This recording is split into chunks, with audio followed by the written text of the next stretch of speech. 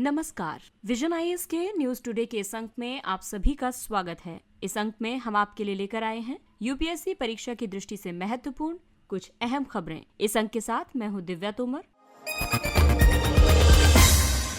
आइए सबसे पहले बात करते हैं इस अंक की खास खबरों के बारे में। 25 दिसंबर को सुशासन दिवस के अवसर पर सुशासन सूचकांक 2021 जारी किया गया। कोयला मंत्रालय आगामी 5 वर्षों के लिए कई सुधारों के लिए तैयार है। नासा का जेम्स वेब स्पेस टेलीस्कोप प्रक्षेपित किया गया। प्रधानमंत्री ने ओमिक्रॉन के बढ़ते मामलों को देखते हुए लोगों से कोविड उपयुक्त व्यवहार का पालन करने का आग्रह किया। प्रधानमंत्री ने श्री अरबिंदो की 150वीं जयंती मनाने के लिए उच्च स्तरीय समिति की प्रथम बैठक की अध्यक्षता की और आवासन एवं शहरी कार्य मंत्रालय ने शहरी भारत को कचरा मुक्त बनाने के लिए रोड मैप जारी किया। और आइए अब खबरों पर विस्तार से चर्चा करते हैं।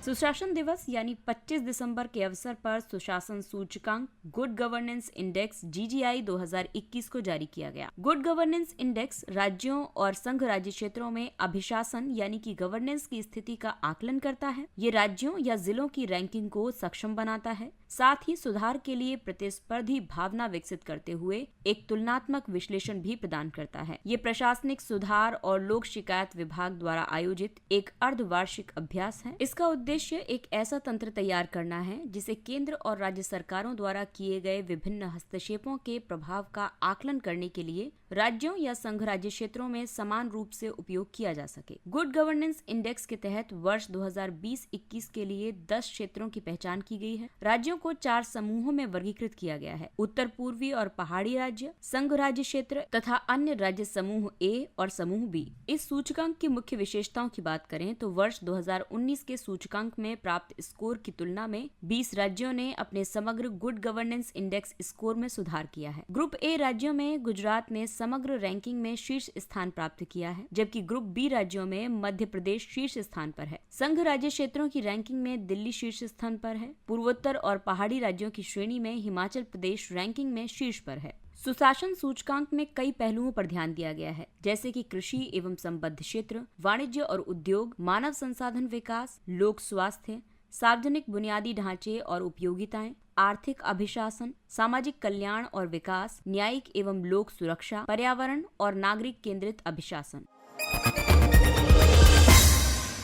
कोयला मंत्रालय आगामी 5 वर्षों के लिए कई सुधारों के लिए तैयार है। ये जानकारी मिली है कि एक पंचवर्षीय कार्य योजना में इस क्षेत्र में विपणन, गुणवत्ता और पर्यावरण सुधारों को प्रस्तुत किए जाने का प्रस्ताव किया गया है। प्रायद्वीपीय भारत की प्राचीन गोंडवाना संरचनाओं और उत्तर पूर्वी क्षेत्र की नवीन टर्शरी युग की संरचनाओं में कोयला संसाधन उपलब्ध हैं। भारत में कोयला भंडार के 100 वर्षों तक बने रहने की अपेक्षा की जा रही है। इसके विपरीत गैस के लगभग 50 वर्षों और तेल के लगभग 16 वर्षों तक बने रहने की संभावना प्रकट की गई है। इन प्रस्तावित सुधारों में प्रमुख सुधार हैं: कोयले की गुणवत्ता और दरों के मानकीकरण के लिए कोल इंडिया पर सभी कोयला नीलामियों को सिंगल विंडो या एकल बिंदु में समाहित करना, किसी भी उद्योग और किसी भी उपभोक्ता को किसी भी समय कोयला उपलब्ध कराने के लिए कोल ट्रेडिंग एक्सचेंज की स्थापना की जानी चाहिए। कोयला क्षेत्र को विकार्बनीकृत करने के लिए भारत की जलवायु प्रतिबद्धताओं को पूरा करने के लिए कोयला गैसीकरण और कोल बेड मीथेन में सुधार के लिए निवेश में वृद्धि करनी चाहिए। कोयला गैसीकरण कोयले को संश्लेषण गैस में बदलने की प्रक्रिया है। ये गैस हाइड्रोजन, कार्बन मोनोऑक्साइड और कार्बन डाइऑक्साइड का मिश्रण है। कोल बेड मीथेन प्राकृतिक गैस का एक गैर परंपरागत रूप है। ये कोयले के भंडार या कोयले के संस्तरों में पाया जाता है। ये प्राकृतिक गैस का प्राथमिक स्वच्छ ऊर्जा स्रोत है। अगली खबर पेपर 3 के टॉपिक अंतरिक्ष प्रौद्योगिकी से। नासा का जेम्स वेब स्पेस टेलीस्कोप प्रक्षेपित किया गया। जेम्स वेब स्पेस टेलीस्कोप एक परिक्रमा करने वाली अवरक्त प्रकाश आधारित वेधशाला है। ये दीर्घ तरंग दैर्घ्य कवरेज और बेहतर सूक्ष्म ग्राहिता के साथ हबल स्पेस टेलीस्कोप की खोजों का विस्तार करेगी। हबल स्पेस टेलीस्कोप एक अंतरिक्ष आधारित वेधशाला है। इसका कार्य दृश्य, अवरक्त और पराबैंगनी प्रकाश स्पेक्ट्रम में पर्यवेक्षण करना है। अंतरिक्ष टेलीस्कोप को अक्सर टाइम मशीन भी कहा जाता है, क्योंकि वे बहुत दूर तक के पिंडों को देखने की क्षमता रखते हैं। इसे नासा, यूरोपीय अंतरिक्ष एजेंसी और कनाडाई अंतरिक्ष एजेंसी के बीच एक अंतर्राष्ट्रीय साझेदारी के तहत विकसित किया गया है। ये सूर्य पृथ्वी लैग्रांज पॉइंट 2 की तरफ अग्रसर है। सूर्य के केंद्र से पृथ्वी के केंद्र तक एक सरल रेखा खींचने पर जहां सूर्य और पृथ्वी के गुरुत्वाकर्षण बल का प्रभाव बराबर हो जाता है, उस बिंदु को लैग्रांज पॉइंट कहा जाता है। इस स्थिति में पिंड को न तो सूर्य और न ही पृथ्वी अपनी ओर आकर्षित कर पाते हैं। इस तरह पिंड एक स्थान या बिंदु पर स्थिर रह जाता है। इस मिशन का लक्ष्य बिग बैंग के बाद निर्मित पहली आकाश गंगाओं या चमकदार पिंडों की खोज करना है। इस मिशन के तहत ये पता लगाया जाएगा कि आकाश गंगाएं कैसे विकसित हुई। ये प्रथम चरण से लेकर ग्रहीय प्रणाली के सृजन तक तारों के निर्माण की प्रक्रिया का अवलोकन करेगा। ये मिशन सौर मंडल सहित ग्रहीय प्रणालियों के भौतिक और रासायनिक गुणों का मापन एवं उन प्रणालियों में जीवन के अस्तित्व को बनाए रखने की क्षमता का विश्लेषण करेगा। जेम्स वेब स्पेस टेलीस्कोप पर वैज्ञानिक उपकरण होंगे। Telescope, near infrared camera, infrared spectrograph, mid infrared instrument और फाइन गाइडेंस सेंसर या नियर इंफ्रारेड इमेजर तथा स्लिटलेस स्पेक्ट्रोग्राफ इत्यादि उपकरणों से लैस हैं।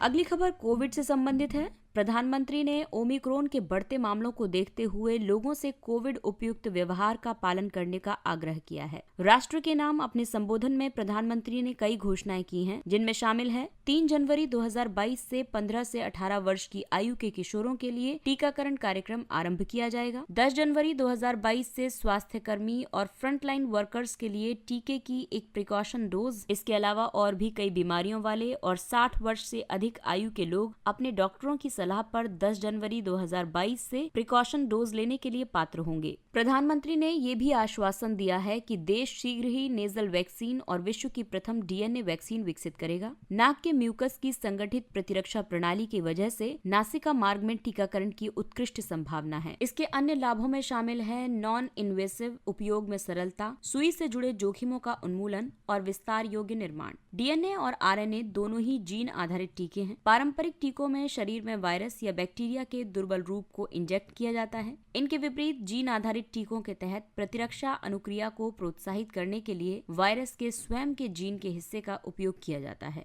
जीन आधारित टीकों के कई लाभ हैं। ये सुरक्षित और गैर संक्रामक हैं। ये एक मजबूत प्रकार की प्रतिरक्षा उत्पन्न कर सकते हैं। पारंपरिक टीकों की तुलना में इन्हें बेहतर ढंग से सहन किया जा सकता है और इनका अधिक तेजी से उत्पादन किया जा सकता है।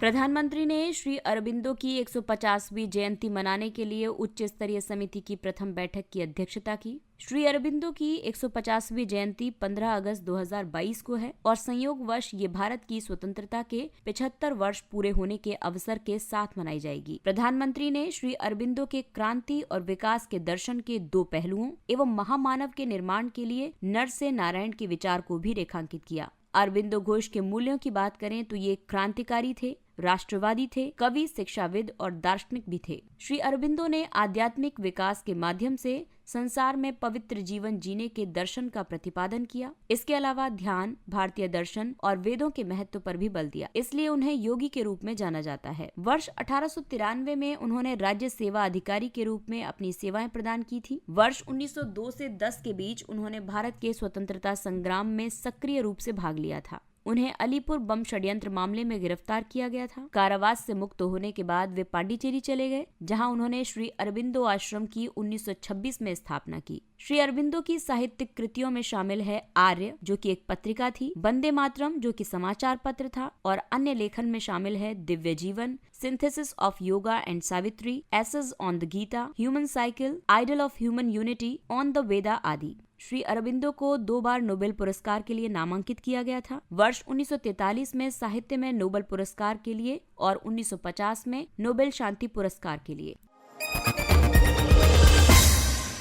आवासन और शहरी कार्य मंत्रालय ने शहरी भारत को कचरा मुक्त बनाने के लिए रोड मैप जारी किया। मंत्रालय ने कचरा मुक्त शहरों की star rating protocol tool kit 2022 launch की। ये अपशिष्ट प्रबंधन के लिए एक महत्वपूर्ण अभिशासन साधन है। टूल किट को स्वच्छ भारत मिशन शहरी 2.0 की प्राथमिकताओं के साथ जोड़ा गया है। इसमें डोर टू डोर अपशिष्ट संग्रह, स्रोत पर पृथक्करण, अपशिष्ट प्रसंस्करण और डंप साइट के उपचार के लिए उच्च भारांश आवंटित किया गया है। SBM 2.0 को गार्बेज फ्री सिटीज बनाने के समग्र दृष्टिकोण के साथ शुरू किया गया था। इस दृष्टिकोण को प्राप्त करने के लिए SBM U 2.0 के तहत स्टार रेटिंग प्रोटोकॉल के अनुसार प्रत्येक शहरी स्थानीय निकाय को कम से कम 3 स्टार कचरा मुक्त बनाना प्रमुख उद्देश्य है। गार्बेज फ्री सिटीज के लिए एक 7 स्टार रेटिंग प्रोटोकॉल परिभाषित किया गया है। ये स्वच्छता के उच्च मानकों की ओर अग्रसर होने के लिए शहरों की आकांक्षाओं पर आधारित है। इसकी प्रक्रिया ये होगी कि शहरों द्वारा घोषणा की जाएगी 1 स्टार, 3 स्टार, 5 स्टार और 7 स्टार की। फिर तृतीय पक्ष इसका विश्लेषण करेगा और आवासन एवं शहरी कार्य मंत्रालय द्वारा इसका प्रमाणन किया जाएगा।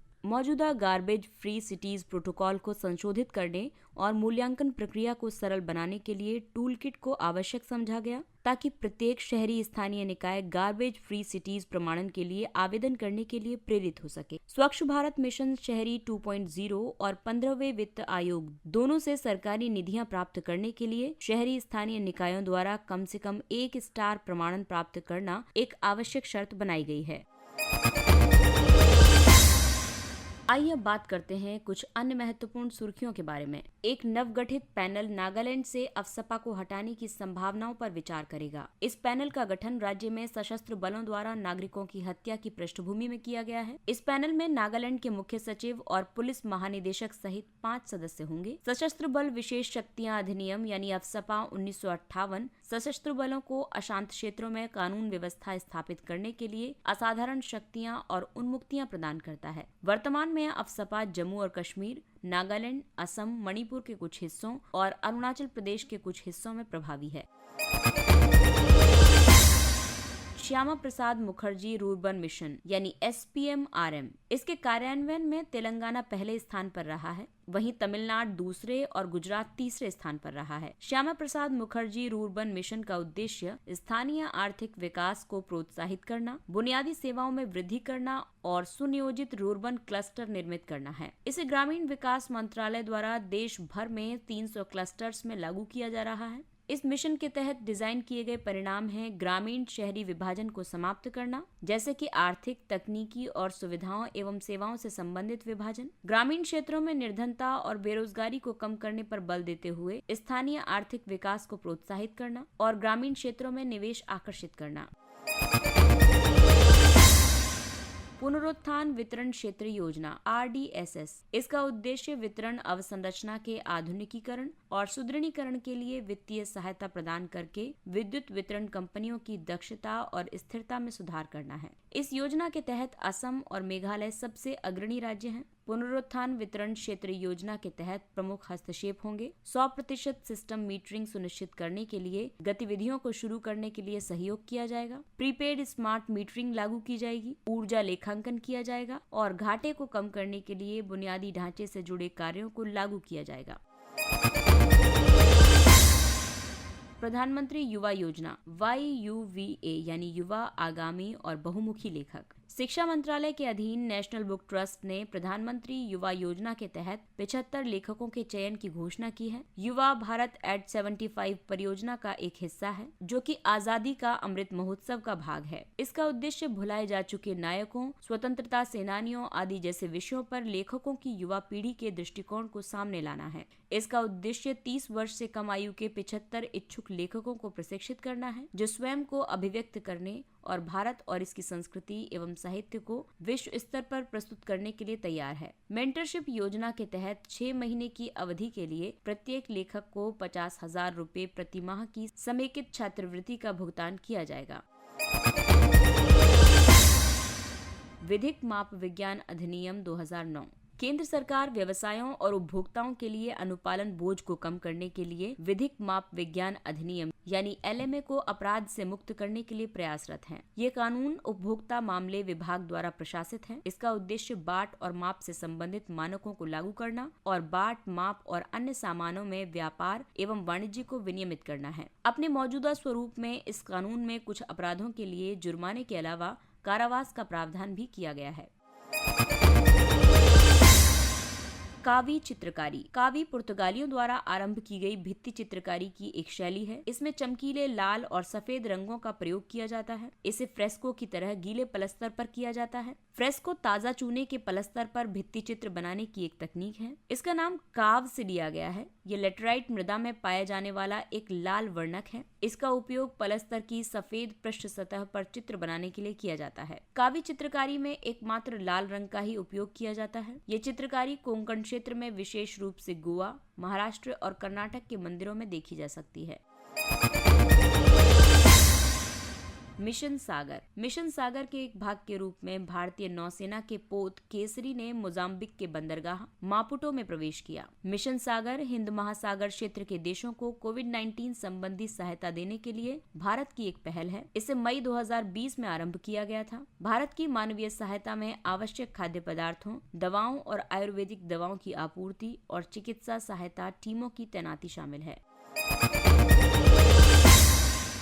1839 का ताई खंपति विद्रोह। 1839 ईस्वी में ताई खंपति लोगों ने ब्रिटिश उपनिवेशीकरण का विरोध किया था, जिसकी वजह से 80 ब्रिटिश सैनिक मारे गए थे। ताई खंपति अरुणाचल प्रदेश की प्रमुख जनजातियों में से एक है। वे नामसाई जिले में अधिवासित हैं। खंपति शब्द का मतलब है सोने से भरी भूमि। ये जनजाति बौद्ध धर्म के थेरवाद संप्रदाय का पालन करते हैं। इनकी अपनी लिपि है जिसे ताई लिपि या लिखताई कहा जाता है। खंपति नृत्य को कापुंग के रूप में भी जाना जाता है, जिसमें का मतलब है नृत्य और पुंग का मतलब है कहानी।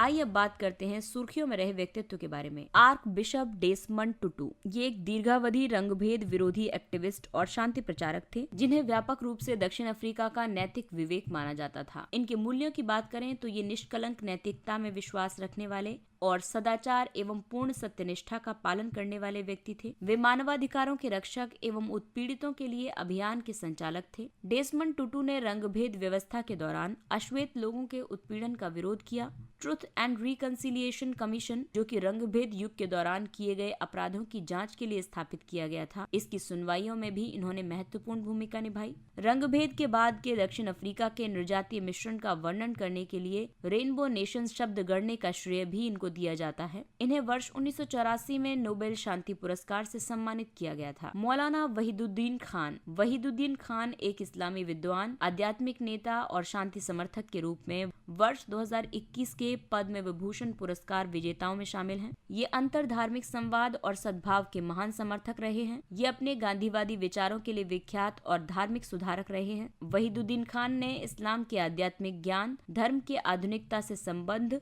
और अन्य समकालीन मुद्दों से संबंधित 200 से अधिक पुस्तकें लिखी हैं। वर्ष 1976 में अर रिसाला यानी द मैसेज पत्रिका आरंभ की थी। मौलाना Wahiduddin Khan centre for piece and spirituality के संस्थापक रहे। डेमीयुर्गस piece international award, Padma Bhushan, Rajiv Gandhi राष्ट्रीय सद्भावना पुरस्कार और राष्ट्रीय नागरिक पुरस्कार जैसे कई सम्मान इन्हें प्राप्त हुए हैं।